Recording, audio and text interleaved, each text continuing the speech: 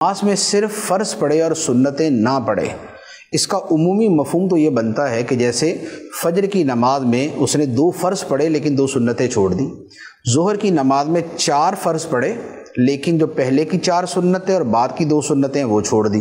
اسی طرح مغرب میں اور عشاء میں، عصر کے اندر تو سنتیں مؤکدہ ہوتی نہیں، سنتیں ہیں لیکن سنتیں غیر مؤکدہ ہیں۔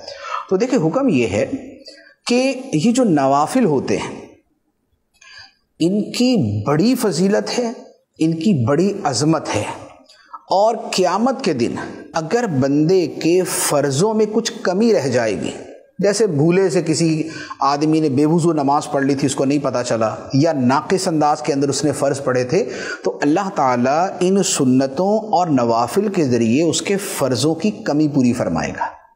تو انہیں متممات اور مکملات کہا جاتا ہے کہ یہ فرائض کی تکمیل کرنے والی ہیں، یہ ان کو پورا کرنے والے ہیں۔ تو لہٰذا یہ سنتیں اور نوافل یہ بڑے اہم ہیں اور ان کے بڑے فضائل ہیں۔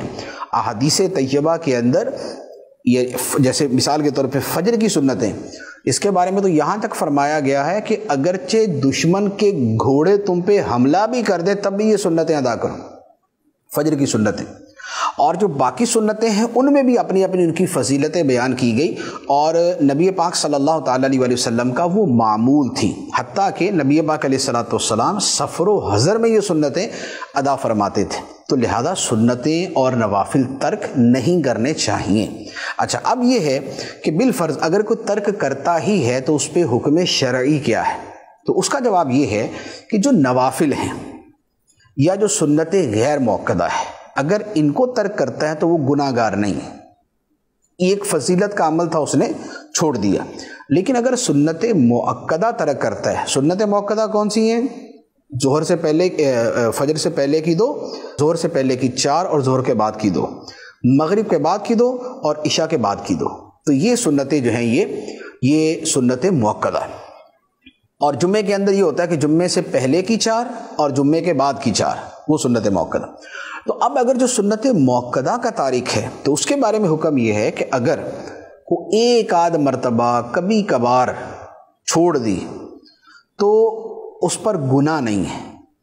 ہاں، اس سے پوچھا جائے گا کہ کیوں چھوڑی، یعنی کہ اس سے پوچھ گچھ ہوگی، سرزنش ہوگی، لیکن اس پر گناہ نہیں ہے۔